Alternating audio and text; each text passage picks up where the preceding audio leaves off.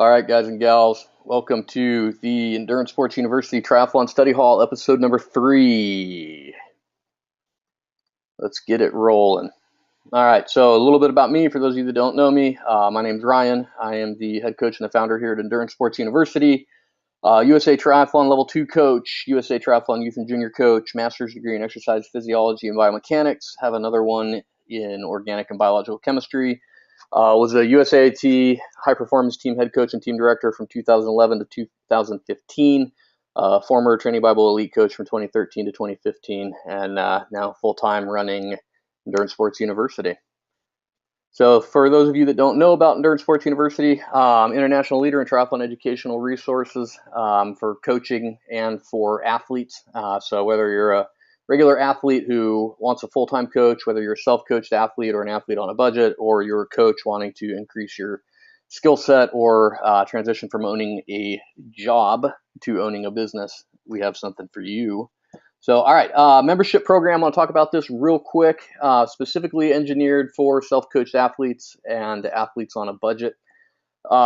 Basically, the M-Pro or the membership program, it's going to include an initial one-on-one consultation. It's going to get you squared away with the right training plan, make sure that, we get to know you a little bit and kind of what you're trying to accomplish.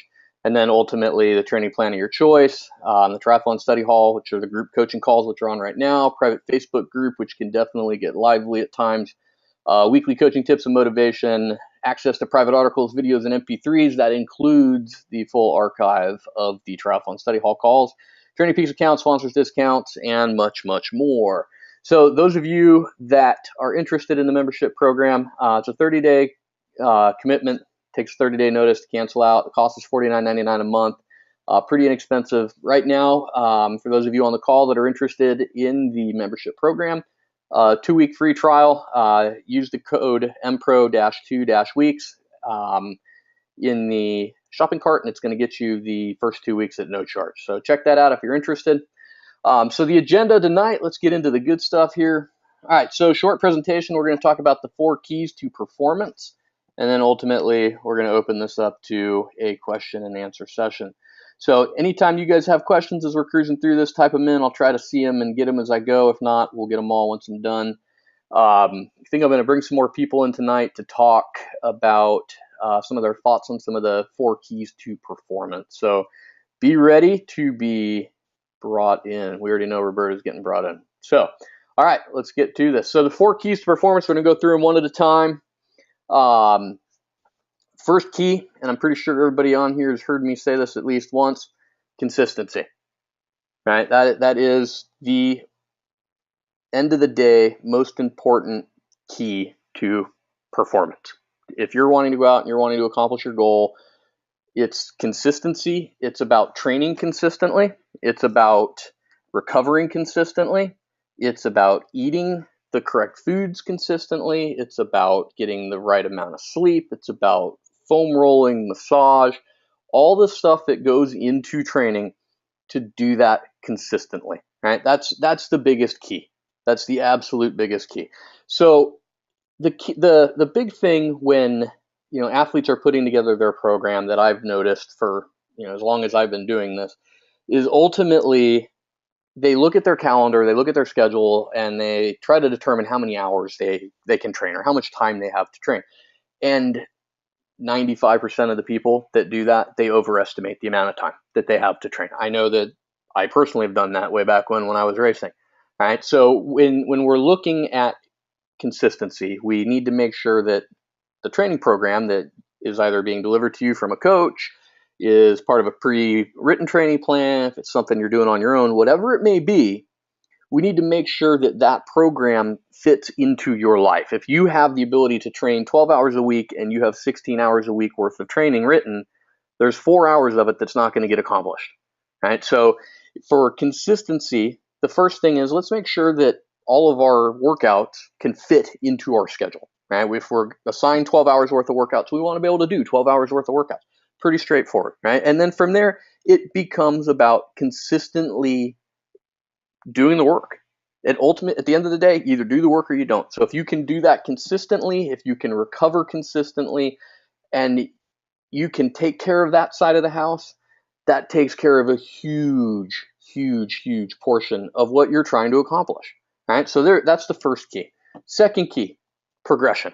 Right? So for an athlete that is working with a coach, progressions should not be an issue. Right? And what progression basically is talking about is the training needs to get more and more difficult and more challenging as you progress through the training program. That's progression. If you continue to do the exact same workouts every single day, or if every single track workout is identical, or every single run is identical, there's going to be a plateau in what you're able to accomplish. So progression is absolutely huge. The training has to progress as you get closer and closer to race day.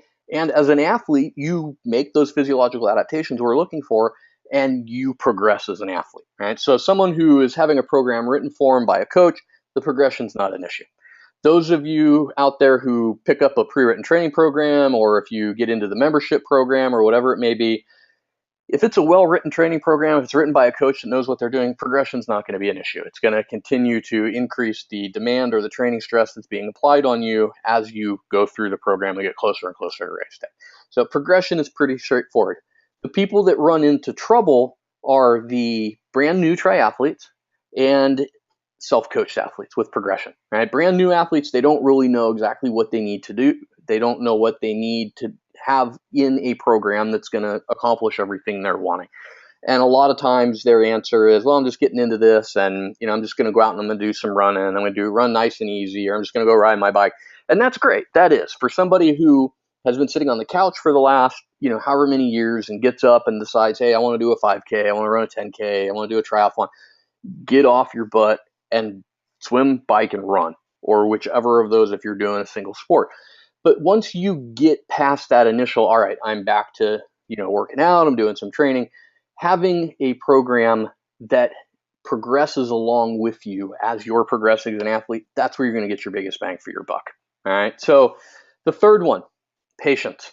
Right. And I can scroll through the roster of people sitting in here, and there's at least a couple of you who don't have a lot of patience. And that's fine, because I don't either.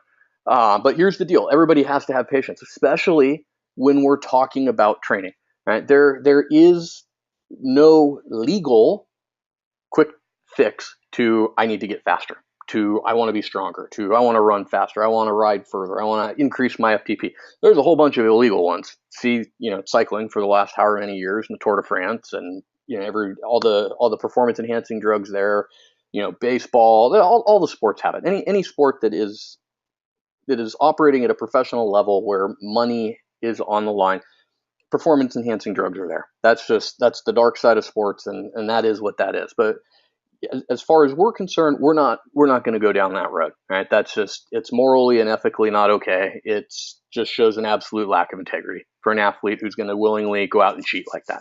So when it comes to training and making those physiological adaptations to becoming stronger on the bike, to be able to run faster, to be able to reduce your swim split, whatever it is, it takes patience. It takes consistency, right? It takes consistently executing the training as it's written. It takes a program that progresses along with you as you get closer and closer to race day, and as you get stronger as an athlete. And it simply takes time. It takes time. It takes time to have the physiological adaptations that we're looking for. Right? So if we think back to what we talked about last week, we talked about training stress and training stress score. Right? Part of what that gets used to do, the more advanced metrics, is looking at fatigue and fitness and race readiness or form. Right? So remember, we said that the acute training load, or the ATL, which is ultimately fatigue. And hey guys, if the connection's breaking up and this cuts out, just hang out on here until the connection comes back. But if anyone else is getting me on a poor connection, shoot me a message real quick so I can at least try to address this. So all right, with the acute training load, we're looking at fatigue, right? Remember, we said that that's a 7-day rolling average of training stress score. Okay, so fatigue is pretty simple. We need 7 days worth of training that now we can start accurately measuring somebody's fatigue. The second part of that is the acute training load, or fitness. Right? Remember, we said that's a 42-day or 6-week weighted rolling average of training stress scores.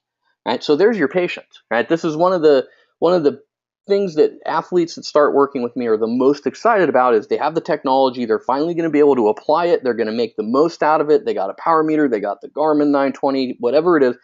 And they're like, all right, let's do all this fancy, amazing stuff. To which I have to say, hey, hold on, pump the brakes here for a second.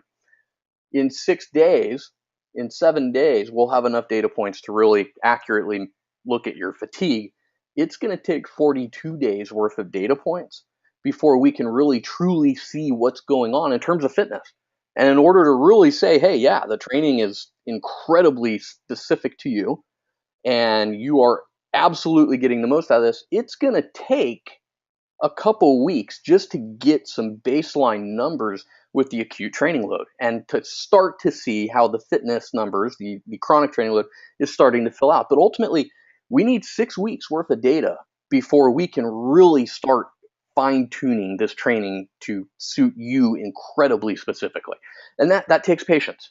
That takes patience. So, there's a few of you on the call that I know I've worked with for over a couple years, and you've seen this. The two of you that are on here, I know that we've had this conversation. Hey, so what's this? What's that? And my answer is slow down. We got to get numbers, right? So now you have a couple years worth of numbers, and you can see fitness up, fitness down, fitness up, fitness down. It's pretty awesome to see. So patience, that's a huge thing. You got to have patience. It takes time for the training to work. It takes time for the physiological adaptations.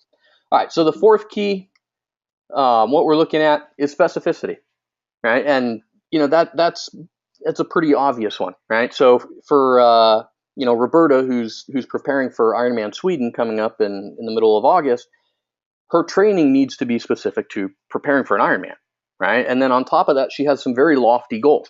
The training has to be in line with those goals.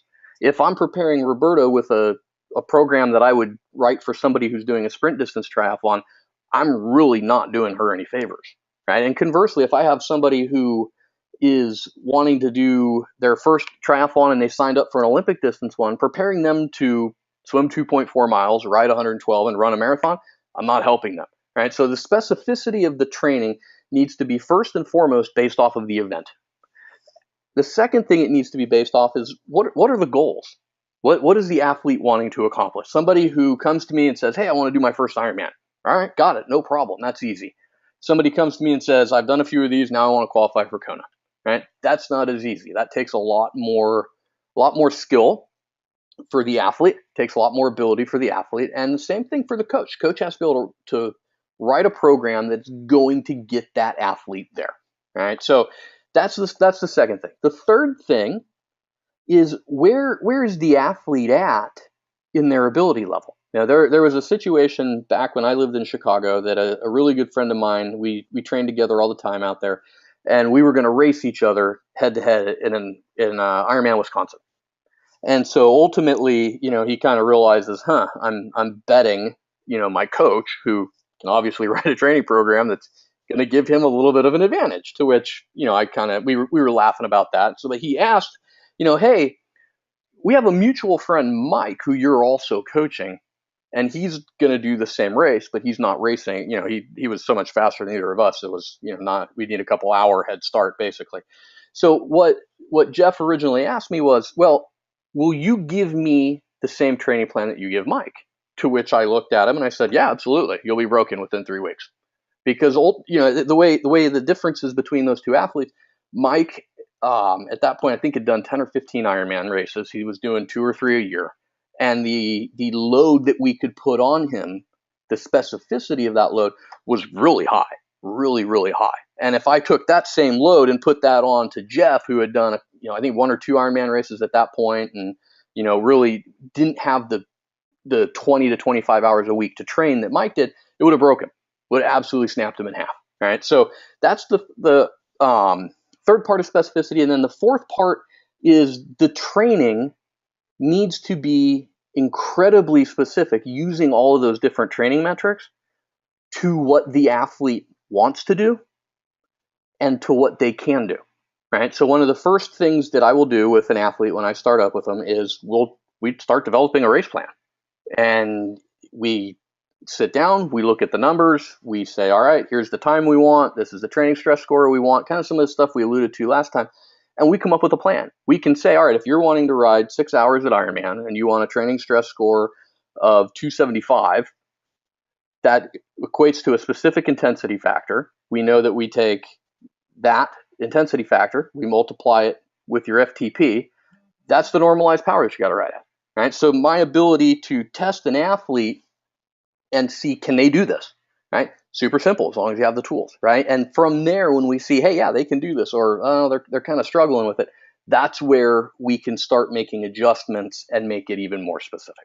So these are the 4 keys. What I'm going to do is I'm going to bring a couple people on to chat about this, kind of give us some of your thoughts and see. So we're going to start off with Roberta. So Roberta, how are you, Roberta? I'm good. Outstanding. Give me your 10 cents on consistency, progression, patience, and specificity, if you would. I'm stuck, Ryan. I don't have patience.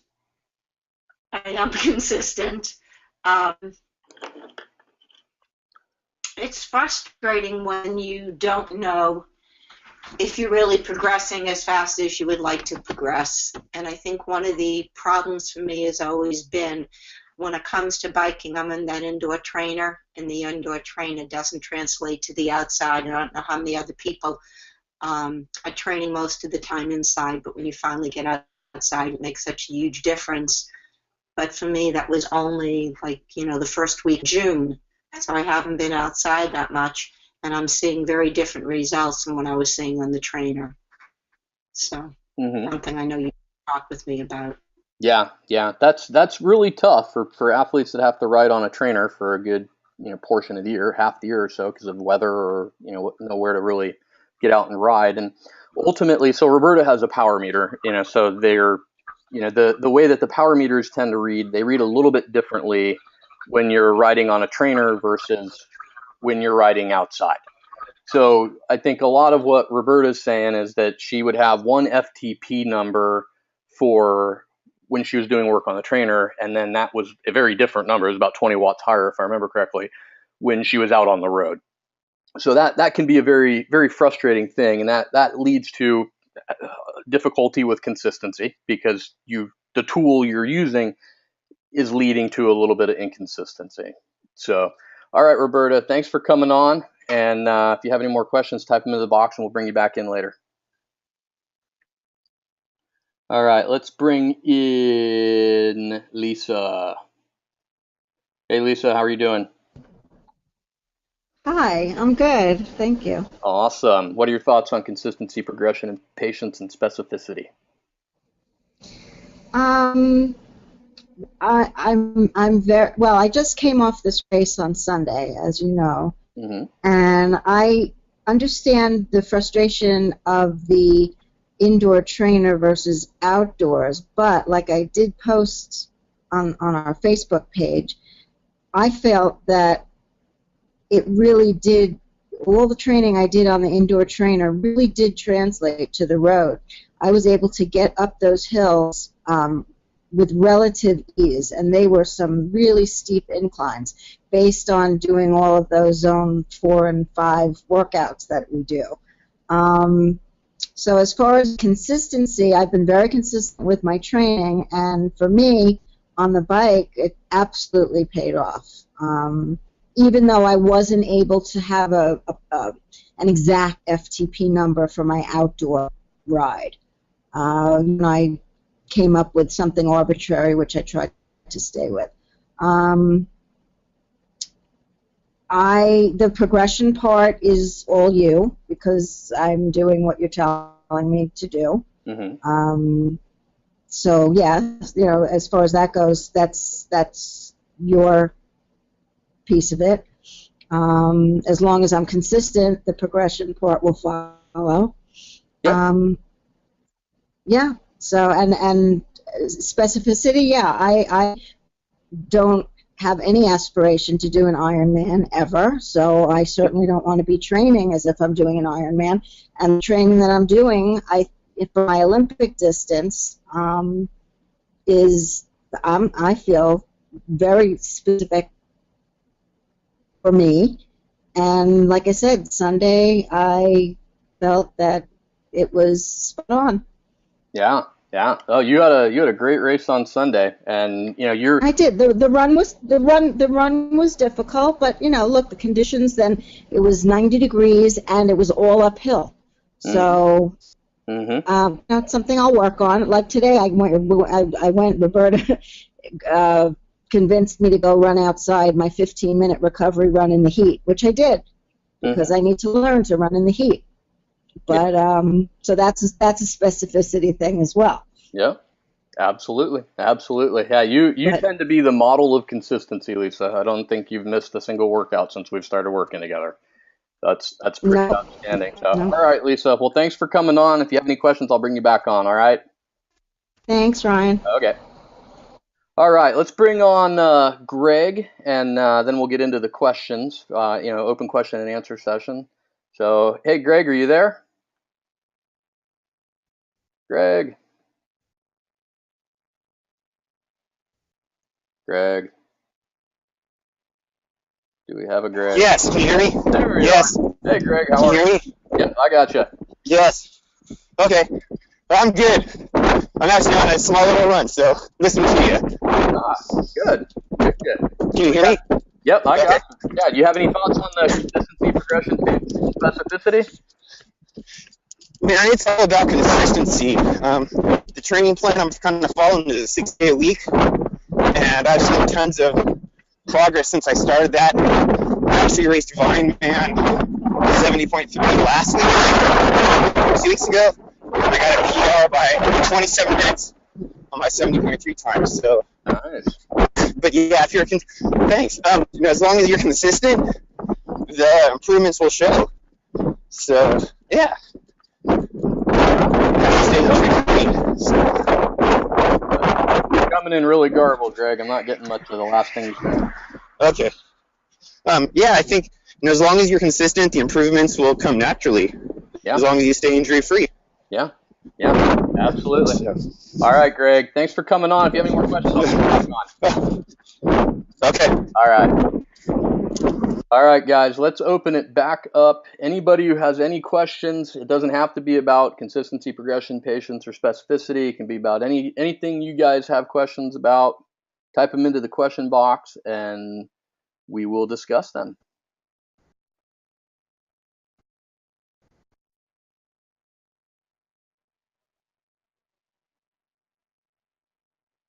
Questions.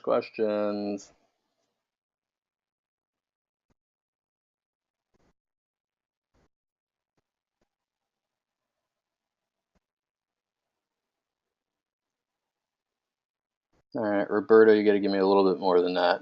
Roberta, you want me to bring you on? I'm going to bring you on, Roberta. Here we go. All right, Roberta, what's the question? Okay, question. It's specific to me, Ryan, so if I'm getting specific, let me know. You and I discussed what my normalized power should be for my upcoming Ironman, and I tried to carry that out over the weekend on a training ride. And I had a goal for normalized power and a goal for speed.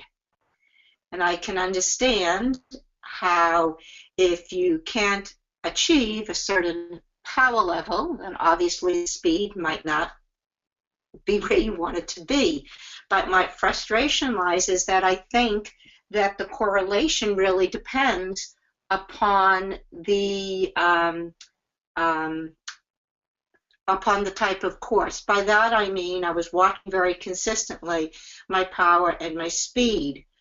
Clearly, if I was on a flat road and the wind wasn't as intense, meaning there was no crosswinds, I had no problem keeping the power and the speed exactly where it was supposed to be.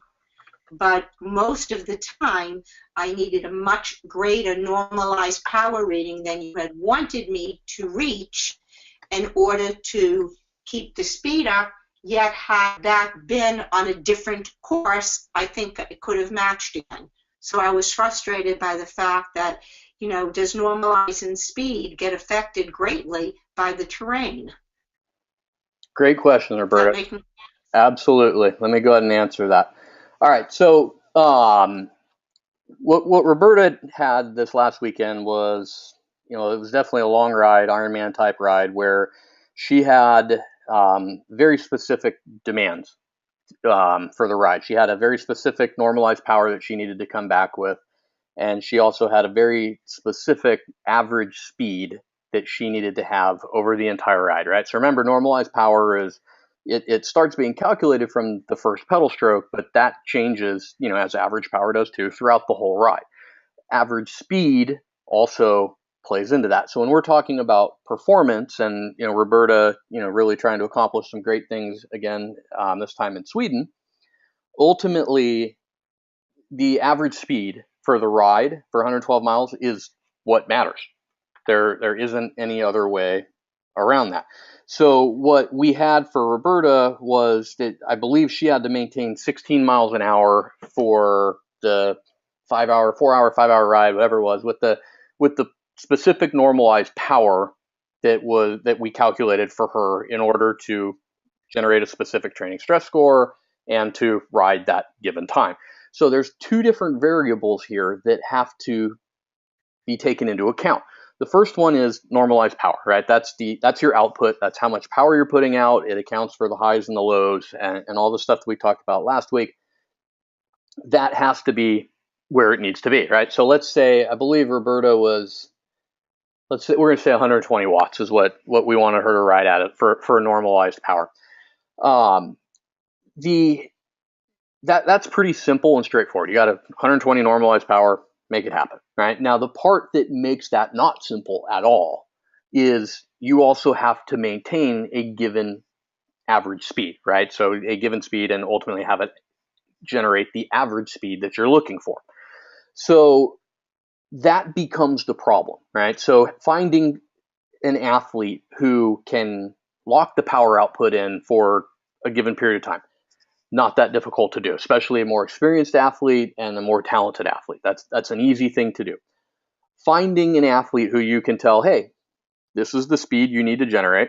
That's your only goal for the however far the ride is. Again, if the training is there, if they're fit, they're in good shape, they're well trained type of thing, they're not going to have an issue holding that speed as long as it's something that's reasonable.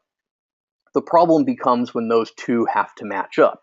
So when Roberta had to match 120 watts for normalized power and have the speed at 16 miles an hour for the entire ride, that's where the problem comes in. And the most common problem that I see is if they are doing the normalized power correctly. If Roberta was riding at 120 watts normalized power, her average speed was probably less than 16 miles an hour. And while we're doing the webinar, I can't pull up Training Peaks and look at her power file. But ultimately, from what I remember, my guess would be that's the situation that happened, right? And that happens to a lot of athletes, right? So the normalized power is good, but the average speed isn't, right? So how do we correct for that while we're riding?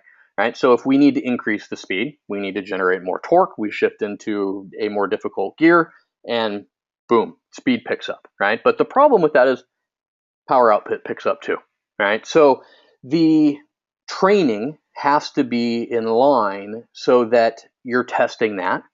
The training has to be in line to support making the athlete strong enough and then stronger over a longer period of time. So more muscular endurance based, that they can hold a given power output at the right speed in order to accomplish their goals, right? So basically, I believe that's what Roberta was getting to. She typed something in here. Let me see what she's got. Her thoughts were her gearing was spot on. So we'll have to take a closer look at the power file later, Roberta. I know we're set to talk this tomorrow afternoon, so we'll get into that a lot more. But the biggest thing with the normalized power and the average speed, at the end of the day, the person who crosses the finish line first wins. The person who, it's time. It's not, they don't hand out awards for who had the highest power output over a 112-mile ride, right? So the speed, ultimately, it has to be there. That's the answer at the end of the day. So, all right, great question, Roberta. All right, Greg has a great question. How can we tell, or how well can you create a training plan for someone if they don't have the Power Meter or Training Peaks? Greg, that's a great question. Training Peaks is something that everybody should have. It's free, especially the basic edition. So if that's something that you don't have, Greg, shoot me an email afterwards, and I can get you set up with the Training Peaks account. It's take me 3 minutes to get you set up, shoot you the info, and that way you have it and it's set. If you're wanting to have the premium account, then that's what they ultimately charge for. When it comes to creating a training program, and how good can a training plan be if an athlete doesn't have a power meter, or if an athlete doesn't have a GPS device or a heart rate monitor. So let's look at those three different options independently. As it sits right now, I think just about every single athlete that I coach has a power meter, and that makes my job so much easier, and it makes their training more specific, and it makes them faster, and everybody's happy and everybody wins. But what happens when athletes come that don't have a power meter? You're stuck using heart rate at that point. Heart rate is not an output metric, it's an input metric, right? So the power that you're putting out, the force that you're applying to the pedals, that will determine the heart rate, right? So power is output, heart rate is input, right? It's being generated by the output.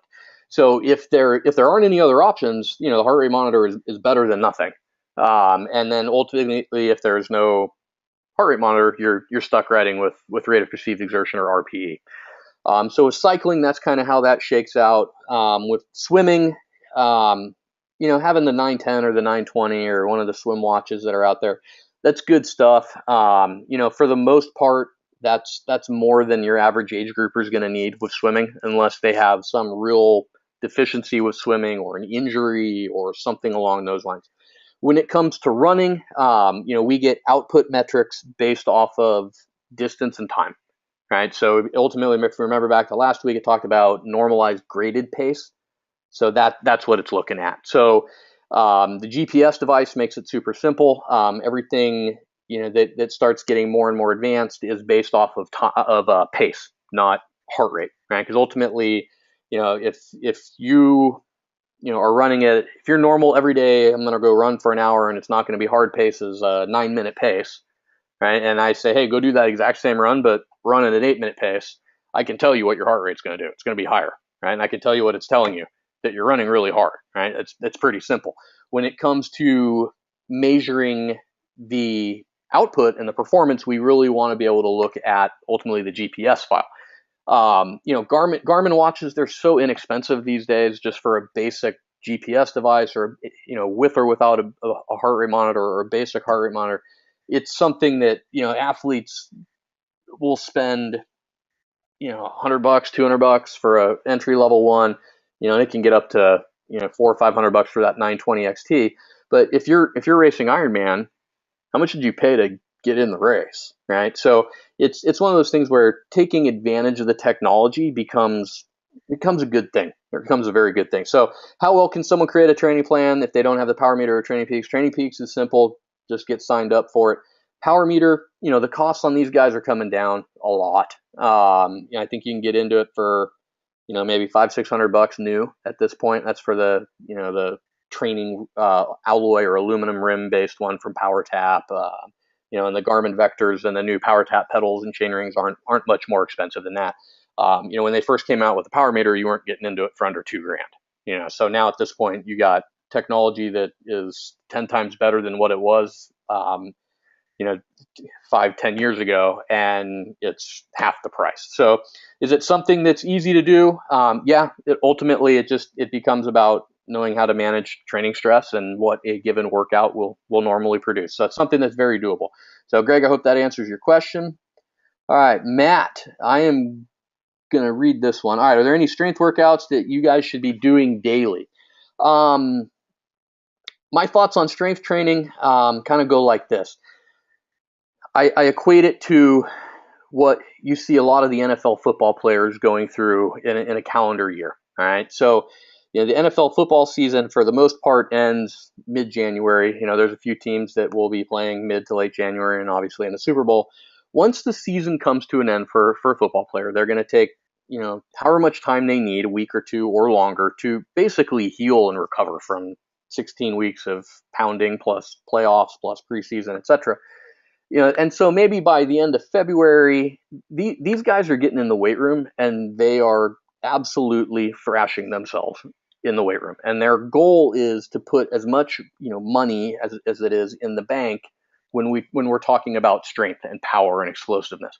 And they're going to do that from February all the way up until, towards the end of July when camp opens. And the reason is once the training camps open for the NFL teams, it starts to become a catabolic process. And there isn't anything that they're going to be able to do to truly maintain the level of power and strength and that they have and that they've reached through their off-season strength training programs. So they're still lifting every day or every other day or whatever it may be throughout the entire season, because at that point they're doing everything they can to maintain as much strength as they can as they're getting worn down from just the physical playing football. They're getting worn down from, the collisions and everything else that takes place, and just any injuries that come into play, etc. Right? So if we take that analogy and we flip that into triathlon, once we start preparing for a race, it starts to become almost catabolic.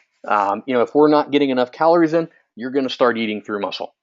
So it becomes a thing of where is there any strength training that we're going to do that's going to really, really pay off while we're in the middle of a block of training for a specific race, right? And my answer is, if you're up over 50, 55, it's probably not a bad thing to do. It's not something I feel is absolutely essential. All right. So if you're in the middle of a preparation phase or a block of training for a specific event, there's a lot of supplemental strength training stuff that we can do. And a lot of that is core work, right? So a lot of abdominal strength, right? And then from there, you can add in, some squats and, regular, type of strength training thing. If you're trying to pin me down on what are the best exercises for an athlete, it's simple: squats, lunges, and deadlifts. That's it, right? If you can do that, you're going to be as strong as a horse, right? But that's something that, the problem we're going to run into, Matt, is if, we had a run session today, I believe, on your schedule. If I had you come home after that and then you did a 45-minute powerlifting session, the bike workout tomorrow is not going to go very well, right? So that's a trade-off while we're preparing for a specific event. We can do a nuclear squat session, and it's going to make you incredibly strong, and it's going to be totally awesome, but it might cost you 2 days of training later down the road, right? Like the next 2 days of training. So in season, we want to do whatever maintenance type strength training, primarily core work, abdominal work, that type of thing. And then instead of working, a lot of powerlifting, a lot of squats or deadlifts or walking lunges or any of that type of stuff, it's going to transition more to foam rolling, right? More to massage, more to stretching after you're done with a workout. That's going to be the biggest bang for your buck. But once we transition into the off season, that's when strength training starts to have a lot more value to it. And it really just depends on the athlete. For athletes that are up over 50, 55, strength training is a good thing. It's like Roberta and Lisa, for example, they each have their strength training routines that they go do. They've had it for, since before they met me, and it works. I looked at it, it's golden. They keep knocking it out. So strength training, very important. Matt, to specifically answer your question, what would I have you be doing right now? Abdominal work, core work, get stronger in the core, right? Be able to support the body position that we want with less energy. All right. So great question. All right. We got another one from Greg. So other than not blowing up on the bike and not having enough for the run, why does a power meter matter as long as the speed is there? Ultimately, when we're on the bike, the power meter, regardless of where it's at, whether it's a pedal, whether it's in the chainring, whether it's in the bottom bracket, whether it's in the rear hub or wherever else they can put these things these days, that's measuring or approximating the actual amount of force you're applying to the pedals every time you step down on it. That's an absolute measurement of work. That's what it is, right? So that's whether you're going uphill or downhill, whether you're with the wind, against the wind, whatever it is, a watt's a watt. It's what it's how hard you're pushing down on the pedals, and that's what it's measuring. When we look at using speed, right? Speed can be dictated by going uphill or downhill. It can be very much affected by going with the wind, going against the wind, a crosswind, etc. So there's too many variables to use speed or to use cadence to really judge intensity on the bicycle. If you don't have power, ultimately heart rate's the next best thing. But you got, the thing you got to keep in mind, you get, 65 miles into an Ironman ride, and I can tell you right now what your heart rate monitor is going to tell you. You're working very hard. That's what it's going to tell you, right? So ultimately, that's the reason why a power meter in particular is more important than speed, because there's simply too many things that can affect the speed. So, all right, hope that answers the question, Greg. If not, type something else in. All right, we got. Yep, Greg, shoot me an email. Go info@endurancesportsuniversity.com, and I will get you set up with the Training Peaks account either this evening or tomorrow. All right, we got one from Lisa. Great question, Lisa. All right, so she's talking about hill repeats, running. So should older athletes avoid them and depend on the bike power workouts for making them stronger, or should they be doing some running workouts that are involving hill repeats? In general, hill repeats are not a bad thing. They can become very difficult to do on a trainer. Even if you have a CompuTrainer, depending on how strong an athlete is, they can start experiencing a lot of slippage with the rear wheel and the flywheel. So ultimately, with running, easy enough to do. Set the treadmill where it needs to be. It just depends on the athlete, and it depends on the race they're preparing for and what they ultimately need. So in your case in particular, we didn't do a lot of hill repeats, and in large part that's because of the newness, let's say, to training. And it's not really newness to you, it's more of getting back into it. And I mean, at this point, you're right back to being a seasoned veteran and then further down the road than you were before. The biggest bang out of the buck that you're going to get for training is the higher intensity or the high intensity interval training. The hill repeats can be very good for building pure strength, but that ultimately that wasn't an issue that we had with you. It was more about, we need to make you stronger, not in the context of being able to power yourself up a hill, but stronger in, let's increase Lisa's FTP and let's give her the ability to go faster overall. So Lisa, I hope that answers your question. Matt, you still got a poor connection. Matt, I'll make sure you get a copy of the recording. All right, another good question from Matt. Matt, I'm going to bring you in for this. You don't have a microphone. Darn. All right. All right. So Matt's question. Matt had a little bit of an issue today with running in the heat. Definitely kind of doinked him there at the end. He's been hanging out and drinking a lot of water and recovering all day. So the question is, should athletes train in hot weather to try to simulate what they'll be racing in on race day, to try to get acclimated to it? That's a great question. So ultimately, yes, if you have the ability to do it, you should absolutely do it. There's some definite problems with that depending on where you live and the time of year, right? One of the advantages of living in San Diego, I have nice weather all year. But if I'm going to end up in a race where it's going to be 94 degrees with 94% humidity, San Diego's not going to do it for me, right? So, trying to simulate the race conditions, it's always a good thing. What we want to keep in mind is when we are racing or training in hotter weather, hotter conditions, that ultimately that will artificially increase the RPE that an athlete is feeling for any effort, right? So I could, Matt, I could have you go out and ride, using the power meter, have you ride at 70% of FTP for an hour, and it's 72 degrees out, nice breeze, and you're going to do that without a problem, right? And if I'm recording your RPEs, we're going along, you're going to consistently come back with, I don't know, 10, 11, 12, something like that out of 20, right? Nice in zone 2, straight away the whole time.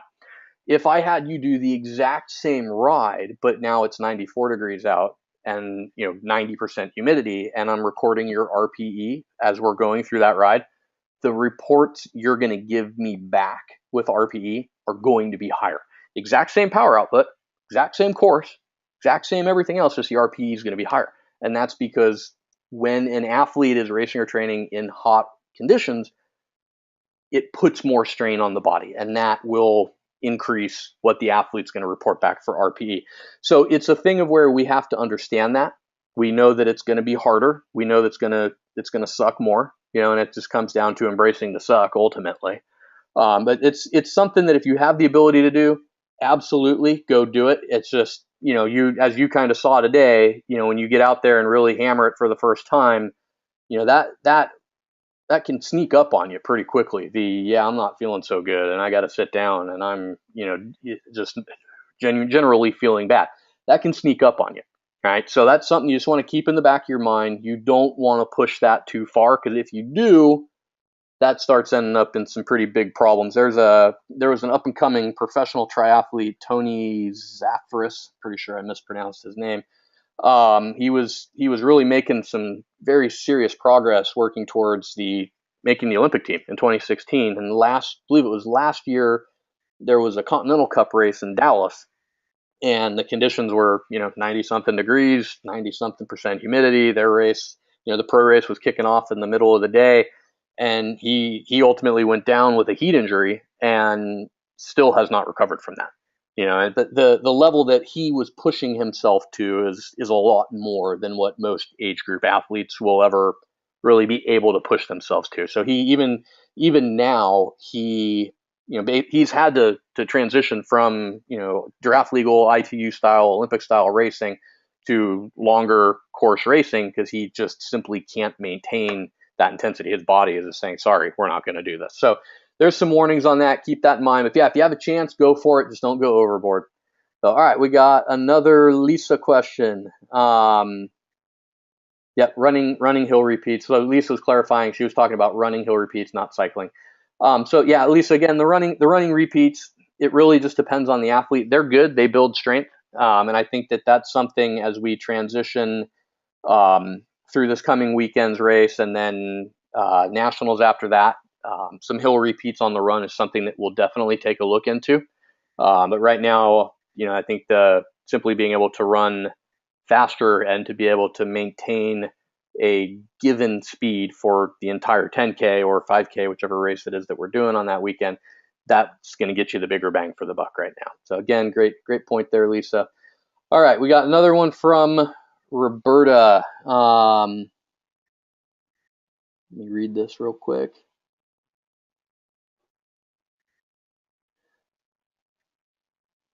All right, great point and question here by Roberta. All right, so I'm going to paraphrase this. So Roberta's real issue for her is what she's saying is on the run. And what her question is which of the two scenarios is taking a larger percentage of the blame for this? All right, so she's saying, is it my head saying I can't run, or is it her body telling her I really can't go any faster than that? So what's the story with that, basically? So great question. And then she said, especially in the heat, RPE starts getting a lot more tricky, and it's harder to do things. It's more demanding when it's hot out versus when it's cold out. So when it comes to running, especially, half Ironman or an Ironman distance race, and you hop off the bike, you had a great ride, and now you got to run a half marathon or a marathon. The head can definitely get in the way, and that really just comes with having the right mindset. There's a pretty solid math equation that I really like to tell athletes about, and that's that the process plus execution, that gives you your results, right? That's it. Process plus execution equals your results. The process is the training, and the process is on race day executing the race plan, whether it be swimming, transition, biking, transition, or running. It's executing the process that you have to go through in order to get the results, right? So the process for Roberta, for example, was when she went out and did this test ride on the bike last weekend, That's the process, right? So by the time Roberta gets to the start line, we will have a very specific number of this is what you need to ride at for normalized power. This is going to be your average speed. Make it happen, right? And we'll know that she can do it. And keep something in mind. On race day, we are always going out and asking our bodies to do more than they've ever done before. So keep that in mind. So when it comes to the process on race day, it's following the plan. It's executing the plan, right? And that execution is the second part of this, right? So the process is, she knows what the process is. She has to ride at a given normalized power. She has to have an average speed of 16 miles an hour over 112 miles, and she's hit her goal. No problem. That's the process. She has to execute it. That's going to generate the result, right? So if you're focusing on everything else other than what you're doing and what you're supposed to be doing on the bike, that's where your head starts getting in the way. That's where your head's going to be like, I can't do this, or I don't know if I can do that, right? And then the body part of that ties into it, right? These two are very related. You get off the bicycle and you start running, and no one knows what they're going to get for an Ironman run when they get off the bike. I don't care whether you're doing your first Ironman or whether you are a reigning world champion. Nobody is 100% certain what they're getting on the run coming off the bike. So you hop off the bike and you start running, and it feels good, right? You feel like you're running well, the form's coming together, you have your legs underneath you. Your head's going to be like, we're freaking great, let's make this happen, right? If you get off the bike and you're like, holy cow, that hurts, this feels weird, and it takes a mile or 2 miles to feel like you are getting your legs underneath you, now your head's going to start getting into that, right? So ultimately, as that progresses through the marathon or a half marathon, there's going to become points where it sucks. The half marathon, mile 7 or 8, 9, 10, somewhere in that area, it sucks. It hurts. You just got to drive through it, right? And it's the same thing with the marathon. You get into that 16, 17, 18 mile range, it sucks. It hurts. It's not fun. That's when people start really doubting, why am I doing this? Why am I pushing this hard? And ultimately, if you want to achieve your goals, you got to push through that. So having a can-do, positive, I'm going to kick this race's ass attitude is what you have to have, right? It doesn't matter what gets thrown in front of you. It doesn't matter what starts hurting. It doesn't matter that you're running uphill. It doesn't matter that you're raining. It doesn't matter that some person, is doing some sort of weird interval thing to break up their run, and they run past you and then they walk, and they run past you. Like, that doesn't matter. None of that matters, right? The end of the day answer is you're going to kick that race's ass. You're going to execute. You've done the training, and you're simply going to make it happen on race day. And I don't give a shit whether I'm running uphill or whether it's raining or whether it's really hot. I'm going to execute my race plan. And if you can get that mindset when you go out there on race day, that's going to go a long way, right? And ultimately, it comes back to, how do you get results? Process plus execution, right? So, Roberta, there's a long answer to a really good question. All right, guys. Hey, the next call, we are looking at Tuesday, July 28th, same time, same station. Don't click that link yet. Let me get the new stuff uploaded tomorrow. That way it's going to work this time. And again, any of you that are interested in the membership program, MPro-2-weeks, that's going to get you 2 weeks of it for free. And that's what we got, guys. So, hey, thanks everybody for coming out. I really appreciate it. And I will talk to you guys next time.